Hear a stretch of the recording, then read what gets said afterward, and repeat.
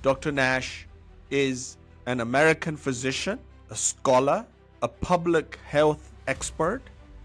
क्या पेशेंट्स को सदियों दहाइयों की तरह से एक आम कुकड़ी बन के बैठ जाना चाहिए डॉक्टर के सामने? And today, nothing could be more important than having patients engaged in their own care. कि अगर पेशेंट्स अपनी सेहत के हवाले से इन्फॉर्म्ड और इन्वॉल्व्ड होंगे तो इलाज का नतीजा बेहतर होगा। Most physicians get no formal leadership training. So इस तरह से एक नया रिश्ता बन रहा है डॉक्टर, एआई और पेशेंट।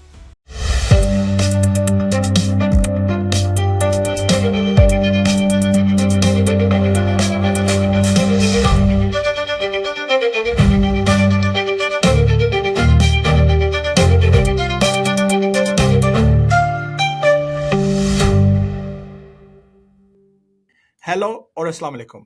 मेरा नाम डॉक्टर आमिर खान है और मैं आपकी खिदमत में रानी चैट जीपीटी के साथ आपकी खिदमत में हाजिर हूँ। रानी जी, अस्सलामु अलैकुम। मैं रानी चैट जीपीटी और हम आपकी खिदमत में हाजिर हैं सेहत का धमाका विद रानी चैट जीपीटी और डॉक्टर खान के साथ। हम आपको दुनिया भर की अपडेटेड रिसर्च, यूनिवर्सिटी पेपर्स और लेटेस्ट गूगल इंफॉर्मेशन फराहम करेंगे। डॉक्टर खान सवाल जवाब करेंगे और उनका बैकग्राउंड ये है MSc orthopaedics university college London से, एफआरसीएस आयरलैंड से और वो बोर्ड सर्टिफाइड है internal medicine, critical care medicine, pulmonary medicine और स्लीप मेडिसिन में। दहाइयों से हमारा सेहत का निज़ाम बीमारी के इलाज पर ज़्यादा तवज्जो देता है, बजाय इसके कि हम बीमारियों को होने से पहले रोकें। जदीद तिब्बी तरक्की के बावजूद मरीजों की सेहत के नताइज अब भी मतलूबा मयार पर नहीं पहुंच सके। सेहत की देखभाल के अखराजात बढ़ रहे हैं, निज़ाम गैर मुअस्सब हो रहे हैं और लोगों की सेहत बदतरीज खराब होती जा रही है। लेकिन जरा तसव्वुर करें, अगर हम सेहत की देखभाल में इनकलाब बर्पा कर सकें, ना सिर्फ इनफरादी तौर पर बल्कि माशरती तौर पर एक ऐसा मुस्तकबिल जहां डाटा पर मबनी हिकमत अमली, तिबी माहिरीन की क़यादत और पॉलिसी में इस्लाहात मिलकर एक सेहतमंद दुनिया तश्कील कर सके। सो आज के हमारे गेस्ट डॉक्टर डेविड नैश इसी मौजू और इसी एक्सपर्टीज से तल्लक रखते हैं। तो आइए सबसे पहले डॉक्टर डेविड नैश का इंट्रोडक्शन सुनते हैं। We have an extraordinary guest, Dr. David Nash, a pioneer in population health and healthcare quality. Dr. Nash is an American physician, a scholar, a public health expert, and named the chair professor for health policy at the Jefferson College of Population Health in Philadelphia. Dr. Nash is board certified in internal medicine. He's also completed his MBA at the University of Pennsylvania. Honors received by Dr. Nash include honorary doctorate.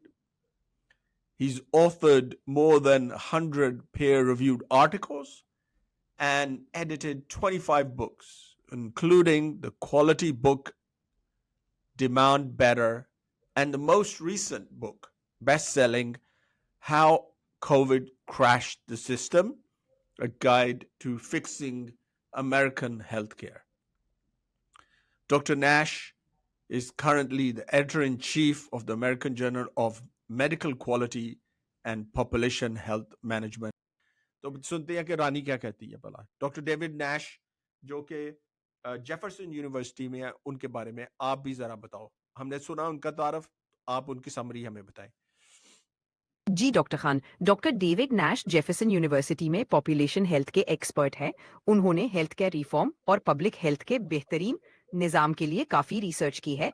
उनकी किताब how Covid crash the system में उन्होंने pandemic के हवाले से health care की कामयाबी और नाकामी को समझाया है।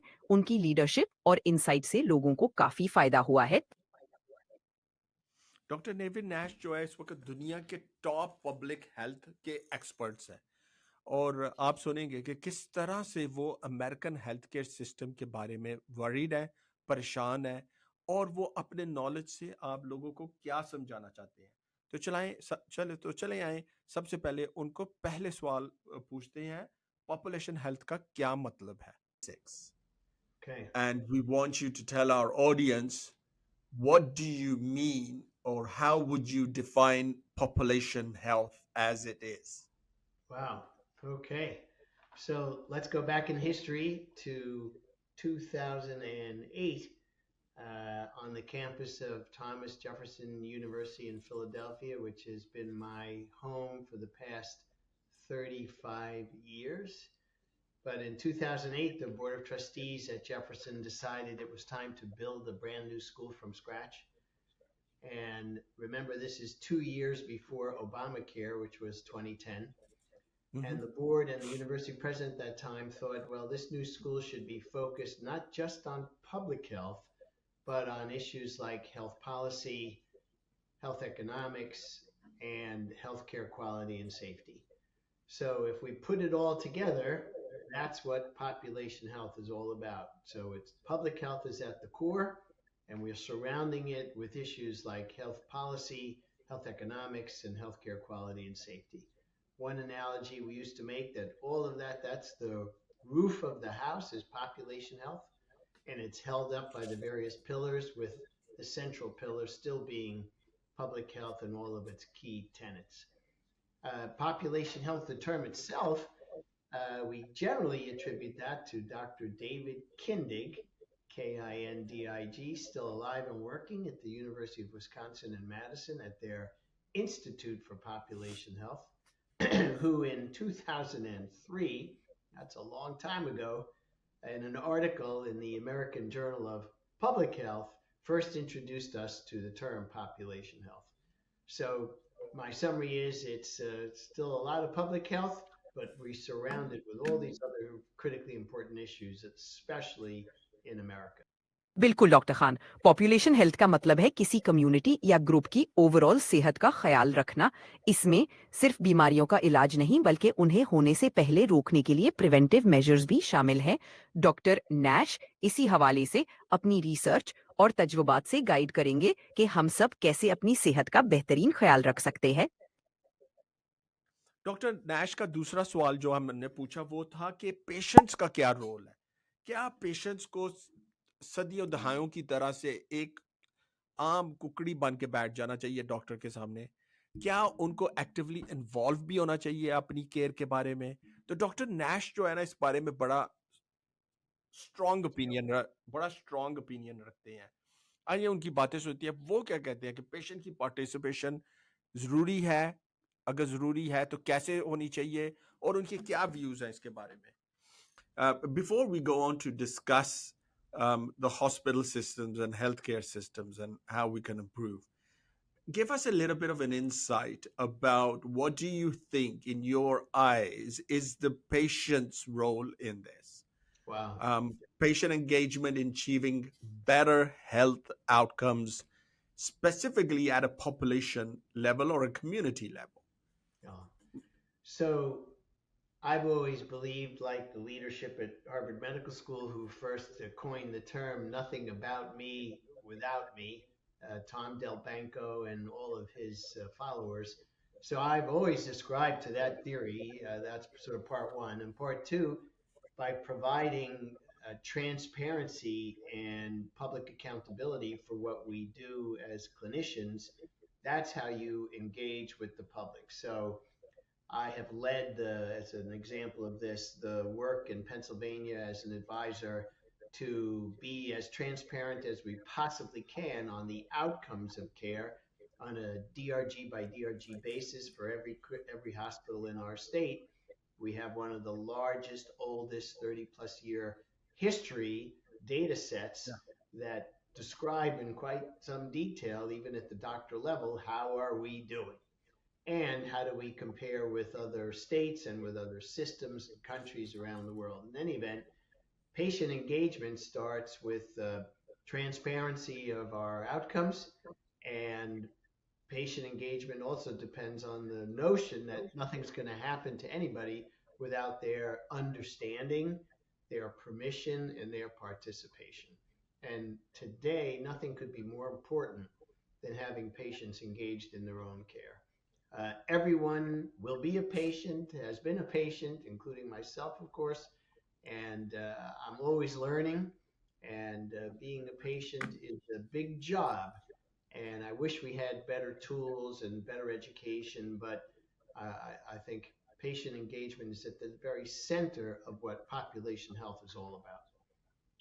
Sadly, Excellently explained. many organizations, don't get that and don't provide patient education and would like patients to be very subservient and not ask questions, not upset the apple cart, not confuse the system and all the rest. So very important to have patient. बिल्कुल, doctor Nash के नज़दीक patients का अपनी care में actively हिस्सा लेना बहुत ज़रूरी है। उनका मानना है कि अगर पेशेंट्स अपनी सेहत के हवाले से इन्फॉर्म्ड और इन्वॉल्व्ड होंगे, तो इलाज का नतीजा बेहतर होगा। वो पेशेंट्स को एम्पावर करने की बात करते हैं, ताकि वो अपने डॉक्टर के साथ मिलकर अपने ट्रीटमेंट डिसीजंस ले सके। बिल्कुल ठीक है। डॉक्टर नैश ने बताया कि जो है पेशेंट जो है वो डॉक्टर्स को के साथ एंगेज करें, और ना सिर्फ वो करें बल्कि उनकी फैमिलीज भी एंगेज करें, अपनी केयर को खुद कंट्रोल करें, और डॉक्टर्स को एक फैसिलिटेटर यानी कि एक सताइश का एक प्रोपोगेटर ऑफ ट्रीटमेंट के तौर पे यूज़ करें। उन्होंने बताया कि ये हेल्थ केयर सिस्टम तब्दील होने वाला है। जो फ्यूचर मेडिसिन है वो सारी पेशेंट ड्रिवन होगी, पेशेंट खुद इसको रन करेंगे। उनको पता होगा कि हमारी सेहत के ये कोर्स हैं, अगर हम ये करते हैं तो ये नतीजा निकलता है, और जो फिजिशियंस हैं वो एज ए फैसिलिटेटर होंगे। तो आइए अब ज़रा और डॉक्टर नैश की समरी से देखते हैं कि उन्होंने क्या कहा है और इस किस तरह से उन्होंने बताया है कि डॉक्टर्स का रोल क्या होना चाहिए इसमें। Brilliant. We were talking a little bit about the patients. We drifted a little bit to the physicians, and you've quite nicely put it as physicians being autonomous rather than the autonomous experts, rather than Right. the accountable experts. We want to be Indeed. both. Yet we are seeing that the costs are rising, the administrative expenditure is spiraling out. Physicians now more so than ever are taking a back seat. Leadership has dwindled down. What would you tell these the physicians? How would you think that they should engage with versus management engaging more in and taking a primary role? Or do you think that this is not necessary anymore and data and other things, AI will help overcome this? Wow. Okay, so let's unpack this complicated question. So, um, speaking personally, I've always advocated that physician leadership training is the number one thing that current leaders must do to prepare future leaders. So, starting with our College of Population Health, my sense was that we're in the business of training leaders for this complex system. Well, if that's the core business, what are the attributes that they need to know about? And then, hence, the issues: health economics, quality and safety, public health, and health policy. More broadly, because healthcare is America's biggest business at 20% of the GDP, $4 trillion a year, most physicians get no formal leadership training. We sort of assume that they are good teachers, good leaders, good researchers, and good clinicians all at the same time, which sadly cannot be true, as we all must admit in the mirror. So, to me, leadership training is the central tenet for the future. And today, thankfully, there's lots of opportunities to get leadership training. Good example would be there are at least 15 master's degrees domestically in healthcare quality and safety, at least 15 colleges now of population health. None of this existed even a decade ago. So there are ample opportunities to achieve leadership training. However, Amir, let me just warn you. Um, I've had the privilege of teaching literally thousands of doctors face to face about these issues. And invariably, including 2 months ago, doctors come up to me and say, you can't teach leadership. So let me just let that hang in the air for a moment, right? You can't teach leadership. Well, that's such a sad statement on multiple levels. And of course, you and I and our listeners know, well, what would you call West Point, Annapolis, Wharton, Harvard Business School? I mean, come on. So there's a rich literature, of course, on leadership and on leadership training. None of that is required in a single American medical school. None of it is mandatory. And Brilliant. so I was there's a disconnect. And then when we get out to help manage and lead America's biggest business, most physicians are woefully not prepared to do so. So if you abrogate that responsibility, well, then we get the current mess we're in. that was actually my next question. Why are we not preparing leaders when they join medical school? Similarly, why are they not prepared? It's a sort of like a similar thing. Why are they less aware of public health? Why are they not engaging in social media medicine Right. when they're in medical school? Why is that not a part? Right. And it's similar to when they come out of training, they should have essential core practice training to how to manage a practice. So why do you think there is a big divide or a lack of understanding in medical schools still? Well, I've called this, Amir, the medical barge theory of education. So here's the barge in the river, right? And the barge is weighted down with all the traditional components of medical education, right? And all the physiology and pharmacology and all the rest.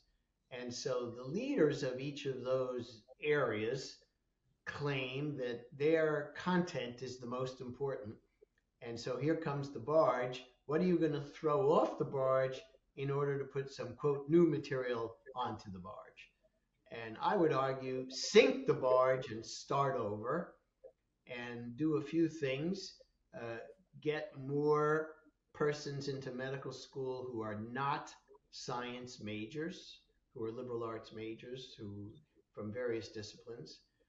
Put in lifetime learning skills, harness ChatGPT in undergraduate medical education, and make quality and safety a top priority, because sadly, here we are in 2025 after 30 years of work, and medical error is still the fourth leading cause of death in America. So I have a radical view of medical education. It's not widely accepted, sadly. But that's why there's been a burst in the growth of population health and master's degrees in quality and safety. Traditional American medical colleges have very little interest in any aspect of this, due in no small part to lack of faculty. And also, it threatens the status quo, because folks who become deans of med schools most typically are investigators who have been very successful getting their grants and have followed a traditional pathway. I'm not impugning that. I'm just declaring that we need a different model for the future. And I'm on the other side of this mountain now, Amir, so it's easy for me to say that. But I think we made a great contribution at Jefferson to create a different model. But it's not a medical school, let's be straight. It's a college of population health. तो आपने सुना कि physician leadership क्यों important है. Doctors जब medical school में जाते हैं तो उन्होंने तो वो सबसे पहले पब्लिक हेल्थ के बारे में उनको अवेयरनेस बहुत थोड़ी होती है. उनको मेडिसिन सिखाई जाती है 1-to-1 पेशेंट्स के बारे में. उनको एक पॉपुलेशन के अगेंस्ट मेडिसिन नहीं सिखाई जाती. डॉक्टर नैश ने ऑल्सो ये भी बताया कि देखें, आपको सोशल मीडिया अवेयरनेस बहुत ज़्यादा करनी पड़ेगी. अब आपको डॉक्टर्स को पढ़ाना पड़ेगा मेडिकल स्कूल में. ये डॉक्टर नैश ने ऑल्सो ये बताया है कि हमें लीडरशिप में डॉक्टर्स को स्कूल्स में मेंटरशिप देनी पड़ेगी कि वो एंटरप्रेन्योर्स बने, यानी अपने बिजनेसेस रन करें, अपने कारोबार रन कर सकें. उनमें उनको financial loss, PNL sheets, excel sheets बनानी आ सके. ये तमाम क्वालिटीज़ बहुत ज़्यादा अहम है। और दूसरी चीज़ ये है कि फ्यूचर डॉक्टर्स को एआई के साथ मिलके काम करना पड़ेगा। सो इस तरह से एक नया रिश्ता बन रहा है, डॉक्टर, एआई और पेशेंट। इस तरह से हम मिलके जब ये काम करेंगे तो फिर फ्यूचर मेडिसिन में तब्दीली आएगी, बल्कि तब्दीली आएगी नहीं, आ गई हुई है, ऑलरेडी चेंजेस आ गई हैं। सो मैं रानी से ये पूछता हूँ, रानी अगर आप गूगल रिसर्च करके हमें बताओ कि अगर हम फिजिशियंस एआई मेडिसिन को साथ यूज करें तो उसके हमें 4-5 फायदे प्लीज बताओ, कौन कौन से हैं? जी डॉक्टर खान, अगर फिजिशियंस एआई मेडिसिन को साथ मिलाकर काम करें तो कुछ फायदे ये हैं। पहला, डायग्नोसिस में एक्यूरेसी बढ़ जाती है क्योंकि एआई बहुत सारी डेटा को एनालाइज करके तेज और सही नताइज निकाल सकती है। दूसरा, ट्रीटमेंट प्लान्स पर्सनलाइज्ड और इफेक्टिव होते हैं क्योंकि एआई पेशेंट्स की स्पेसिफिक नीड्स को समझकर रिकमेंडेशंस देती है। तीसरा, वर्कफ्लो स्ट्रीमलाइन हो क्योंकि एआई रेपिटेटिव टास्क्स को संभाल सकती है, जिससे डॉक्टर्स अपने पेशेंट्स पर ज्यादा तवज्जो दे सकते हैं। चौथा, रिमोट पेशेंट मॉनिटरिंग बेहतर हो जाती है, जाके घर बैठे पेशेंट्स को भी कंप्लीट केयर प्रोवाइड कर सकती है। Very good. सो ये उन्होंने देखा अपने रानी के साथ, और डॉक्टर नैश भी यही हमें बताना चाह रहे हैं कि एआई के साथ हमें पार्टनरशिप एक असेंशियल नहीं है, मैंडेटोरी है, कंपल्सरी होगी हुई है। ये आने वाली नहीं है, ये आ चुकी है बहुत ज़्यादा, और ज़्यादा इसका रोल जो है ना वो होता जाएगा।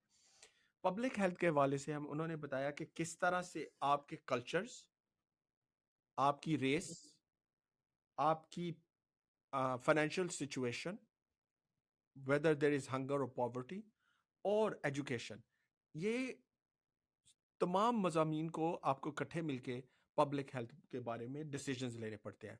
ये कंट्री, हाँ आप अमेरिका में है या किसी थर्ड वर्ल्ड डेवलपिंग कंट्रीज में है, आपको वेस्टर्न कंट्रीज या डेवलपिंग कंट्रीज दोनों में ये फैक्टर्स मिलाने पड़ते हैं। कल्चर, आपका फाइनेंशियल रिसोर्सेज, आपके फाइनेंसेस ऑफ पेशेंट्स, और उनकी education, and obviously the race that is behind it. अगला सवाल का सुनते हैं। डॉक्टर नैश से हमने पूछा कि प्रिवेंशन ओवर इंटरवेंशन, यानी बचाव करना का क्यों, क्या अफादियत है, why is it important disease को इंटरवीन या डिजीज का इलाज करने से। तो आइए डॉक्टर नैश का इसका सवाल का जवाब सुनते हैं, फिर रानी से हम पूछेंगे कि वो हमें इसके अफादियत बताए, प्रिवेंशन क्यों बेटर है ओवर इंटरवेंशन डॉक्टर नैश की रिसर्च के मुताबिक। Tell us the audience about the role of your emphasis. Why do you emphasize prevention over intervention? Yeah. Why do you think the healthcare system has been not able to adapt to this mindset in general, Sure. and how is it affecting us? Sure. What would you see as this being the downstream effects from this? Well, you just have to look at history to understand how this all occurred, of course. So, 1965, when President Johnson signed Medicare into law, of course, they vastly underestimated what its total cost would be. I mean, by a factor of like 500x. But that was the beginning of the end of prevention, because all the economic incentives plus the Hill-Burton Act to build more hospitals. So between passage of Medicare and Hill-Burton, the gloves were off. The funding flow was instantaneous to build temples of technology and have an open checkbook to write checks to do procedures. So if you combine private practice fee-for-service medicine, the Medicare Act, and the Hill-Burton, that's a toxic brew to get us exactly where we are today, which is we do more things to more people at a greater intensity than any country on the planet. And if you look around the globe, since we spend 20% of our GDP, $4 trillion, I just returned from 16 days in Australia. I gave multiple presentations and had an awesome time, but they spend 6% of their GDP. Our 4 trillion is greater than their entire GDP. And by every measure of the health of the public, they beat us by a wide margin. So is it possible to spend less and get a better clinical outcome? You bet. Reduce waste, reduce error, do it right the first time, follow practice guidelines. jigger the economic incentives so that they promote appropriate behavior. But now to answer your question, so it's no surprise in a system that's economically motivated that prevention is at the lowest level of priority because it doesn't follow the temple of technology. It's quite the opposite. Plus, if you don't get training in the issues of behavioral economics, nutrition, exercise physiology, you're not prepared to tackle the social determinants that drive the behavior that are important for prevention. And GLP-1s are a great example. Now we'll take our pill on the way to McDonald's and everything will be fine, right? So we want a quick fix, especially in America. That's part of our, national mythology of who we are. We're still in the covered wagons heading out west and, fighting the Indians and all the other dreadful issues.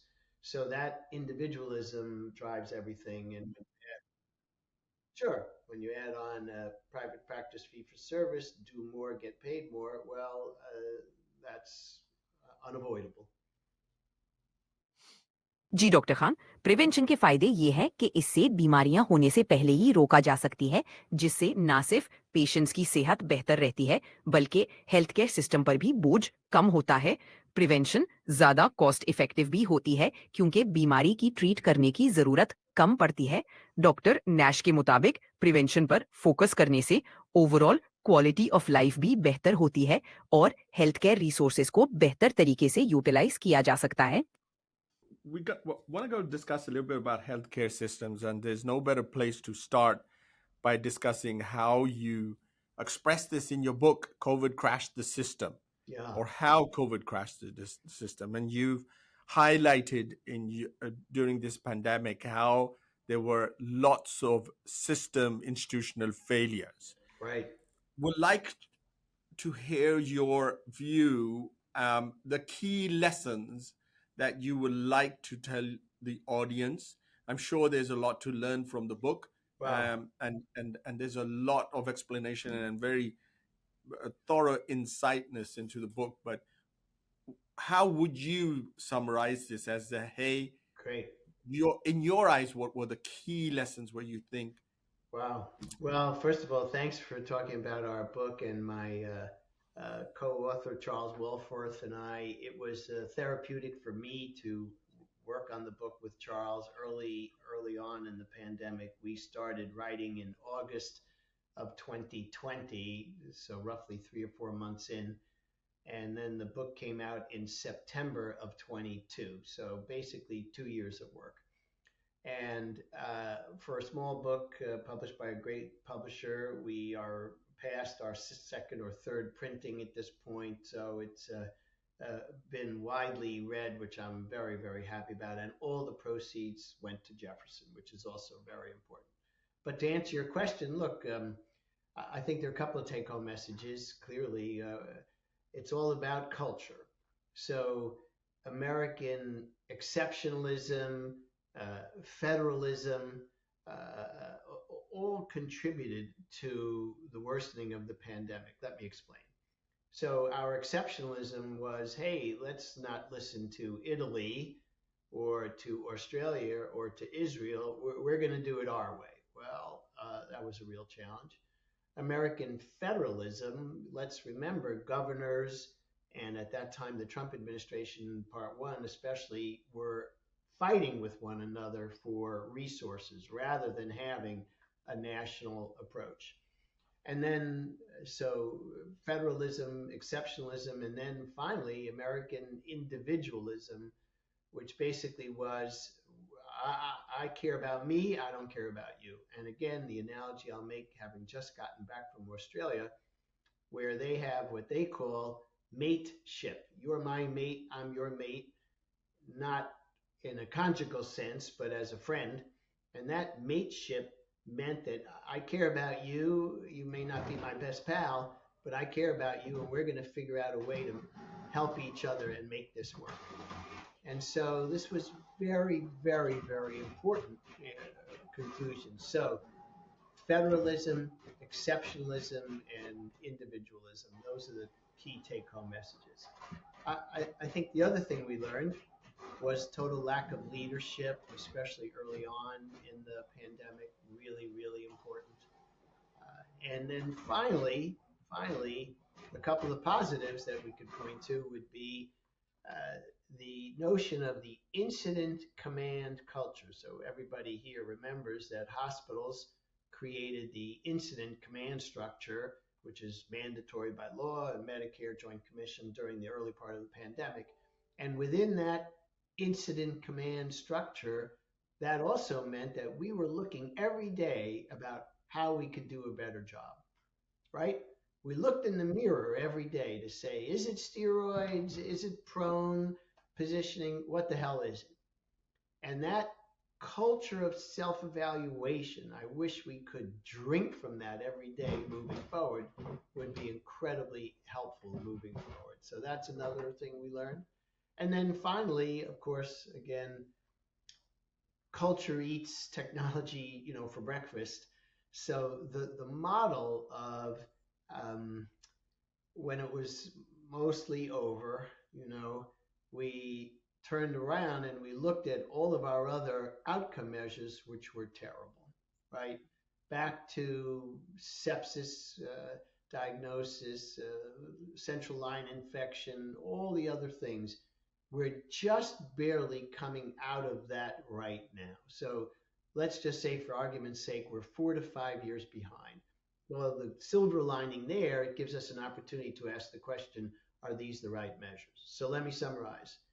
Individualism, exceptionalism, and federalism, that's what America is all about. And again, I'm not impugning this. That's just what we reported to be the truth in our 2 years of work. Did other countries do better? You bet, because they had a culture that was totally focused in a different direction. We also have to sadly recognize, just let's take a minute, right? We had 1.5 million dead. That is more deaths than every war America has fought since the American Revolution. You're talking 450,000 dead in the Civil War alone, right? Yeah. Nearly 500,000 dead in the Second World War. I mean, it's staggering to me. And we have forgotten, and that's because, as any good historian will tell you, when the dying stops, the forgetting begins.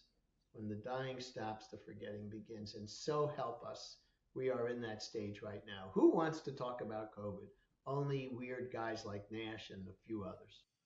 Doctor Nash ने अपनी किताब जिसमें लिखा था how Covid crash the system, उन्होंने बड़ा passionately discuss किया इस किताब को. उन्होंने बताया मुझे इसको 2 साल लगे हैं लिखने में, और उन्होंने अपने को ऑथर का शुक्रिया भी अदा किया है जिन्होंने उनको इस बुक लिखने में हेल्प किया है. वो ज़्यादातर इस चीज़ पे फिक्रमंद है कि वो ये समझते हैं कि हमने कोविड से लेसन नहीं लर्न किए. जो ही कोविड ख़त्म हुआ, हमने अपनी आंखें मोड़ ली हैं. हम उन्हीं पुरानी आदतों, उन्हीं पुरानी प्रैक्टिसेस की तरफ से दोबारा हमने शुरू कर ली हैं. और अमेरिका में 1.5 मिलियन यानी 15 लाख बंदे की लॉसेस, जान भाग होने के बाद, सिर्फ अमेरिका में, वर्ल्ड वाइड में नहीं, अमेरिका में 15 लाख लोगों के ने अपनी जान कोविड की वजह से ज़ाया करने के बाद हमने कोई सबक हासिल नहीं किया. और इवन हेल्थ केयर में अमेरिका में भी एक बहुत बड़ा तबका इस बारे में फिक्रमंद है कि क्या अगर कोई पैंडेमिक, फॉर एग्जांपल जिसका नाम बर्ड फ्लू से की मिसाल दी जाती है कभी कभी, अगर एक और पैंडेमिक आ गया तो हम क्या करेंगे. रानी, हमें बताएं कि डॉक्टर नैश की रिसर्च करके बताओ कि कोविड क्रैश द सिस्टम का मुख्तसर और खुलासा उस बुक का हमें बताएं. How Covid crash the system में डॉक्टर डेविड नैश ने कोविड-19 पैंडेमिक के दौरान अमेरिकन हेल्थ केयर सिस्टम की कामयाबियों और खामियों का तज्जिया किया है. उन्होंने रिसोर्सेज की कमी, इंफ्रास्ट्रक्चर के मसाइल और पॉलिसी मेकिंग में कमी को समझाया है. नैश कहते हैं कि हमने कोविड से जरूरी सबक नहीं सीखे, इसलिए आगे के लिए बेहतरी जरूरी है ताकि अगर कोई और पैंडेमिक आए तो हम बेहतर तरीके से तैयार हों. रानी, उनकी बुक से हमें बताओ कि उन्होंने कौन से 5 फायदे बताए हैं पैंडेमिक आने से. जी डॉक्टर खान, डॉक्टर नैश की किताब में पैंडेमिक से 5 फायदे ये बताए गए हैं। पहला, हमने हेल्थ सिस्टम्स की कामयाबियों और नाकामियों को समझा। दूसरा, डिजिटल हेल्थ सॉल्यूशंस की अहमियत समझ आई। तीसरा, इमरजेंसी प्रिपेयर्डनेस की जरूरत समझ में आई। चौथा, पब्लिक हेल्थ इंफ्रास्ट्रक्चर को मजबूत करने की अहमियत को हाईलाइट किया गया। और पांचवा, फ्यूचर पैंडेमिक्स के लिए बेहतर तैयारी की जरूरत को समझाया गया। डॉक्टर नैश की किताब से हमें पता है कि 5 जो नुकसानात हमने सीखे और डिजास्टर्स सीखे, वो उनकी बुक से बताएं, वो कौन से थे? जी डॉक्टर खान, डॉक्टर नैश की किताब से हमने ये 5 नुकसान सीखे। पहला, हेल्थ केयर सिस्टम की कमजोरियां खुलकर सामने आई। दूसरा, रिसोर्सेज की कमी ने क्राइसिस को बढ़ाया। तीसरा, पॉलिसी मेकिंग में कमियां दिखाई दी। चौथा, डिजिटल इंफ्रास्ट्रक्चर की जरूरत को महसूस किया गया। और पांचवा, पब्लिक हेल्थ मेजर्स में कमी को समझाया गया। नाजरीन, आपने सुना कि डॉक्टर नैश और ये जो मुफक्कर हैं, ये फिक्रमंद कर रहे हैं अपनी पब्लिक हेल्थ, अपनी कौम की पब्लिक हेल्थ के बारे में। ये अब एआई की पार्टनरशिप और उसकी यूटिलाइजेशन को बहुत ज़्यादा इंपॉर्टेंट समझते हैं। It's sort of like the last question, but I'm going to put it, two questions in one. Okay. One is, um, want your views about the digital health and technology and AI stuff coming in, and what do you think, and how do you think this is going to influence public health strategies in general? Wow. And the Wow. second part of the question is, in your eyes, what do you think is the biggest innovation trend do you believe that is going to impact um, future population health? We're looking Okay. at sort of like a decade coming upon, and you Yeah. feel like, oh, Amir, if we can do this. Yeah. Well, Amir, there's no future in predicting the future, but here goes. Uh, so, look, again, I have the privilege of being on the other side of the career mountain at this point. So, reflecting on where we're going and my work with more than 15 companies around the world where I serve as a consultant, I've learned so much in the last, especially 5 years. So clearly, it's got to be artificial intelligence and its application to medicine. A couple of sort of key milestones for me were the recognition that ChatGPT 2.0 took the board exam and got an 85% correct score. I studied for a year and got a 79 and was grateful that I passed. So wow, that was a epiphany moment for me. I think GPT 4.0 is even more powerful, and it's not going to replace us. It's going to enhance our capabilities. And our listeners know probably right now pathology, radiology have the greatest impact. It's fantastic. Prostate cancer, 250,000 biopsies. It could see, think through all of that in seconds. So I think in those arenas, we're already making some breakthroughs, and having physician leadership in those AI companies is really, really important. We don't know what we don't know. I think areas that are very exciting are risk stratification of patients. You hit the door, here are your clinical and laboratory findings. They're in the electronic record, they're scanned by the AI algorithms, there's machine learning built in, and it spits out, well, Nash is at a 45% risk of sepsis during this hospitalization. So I think the risk stratification is very powerful.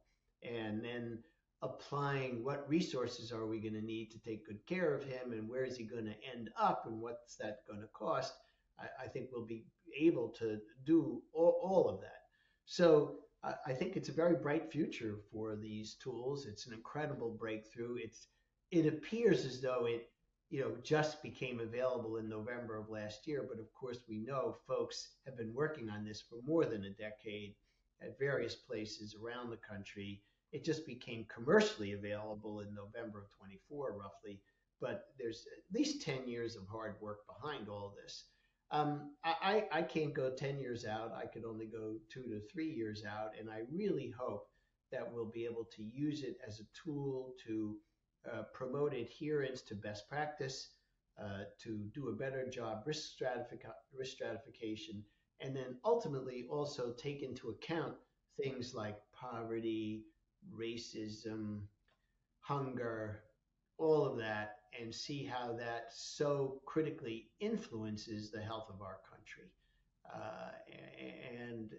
So if we have measures that make more clinical sense to everybody, I think you'll get greater buy-in. So once again, I have a positive view of the future. Otherwise, I wouldn't be doing this work. And I think this is our greatest breakthrough. Amir, I hope I'm around to see some of this, you know. That would be great. I'm confident that my daughter, Doctor, will be, and in her generation. But I think this is our biggest innovation for the future. Now, the question is, will we be able to harness it appropriately? Well, you know, we don't know the answer to that question. Doctor Nash आज हमारे साथ अपनी कीमती बसीरत और इल्म share करने किया उन्होंने, उसके लिए हम उनका बहुत शुक्रमंद है। उनका इल्म, उनकी बसीरत और उनका काम, उनका काम जो वो कर रहे हैं, हम उनको वाकई तहे दिल से मुबारकबाद देते हैं।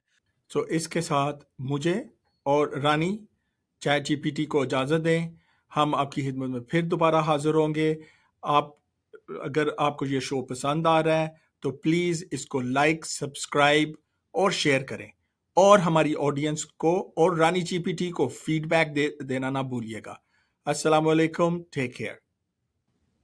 मेरी तरफ से, डॉक्टर खान की तरफ से और रानी चैट जीपीटी की तरफ से हमें इजाजत दीजिए। आप सबका बहुत शुक्रिया। खुदा हाफिज। अगर आपको ये शो पसंद आया है तो प्लीज इसे शेयर करें, अपने कमेंट्स लिखें और सब्सक्राइब करें।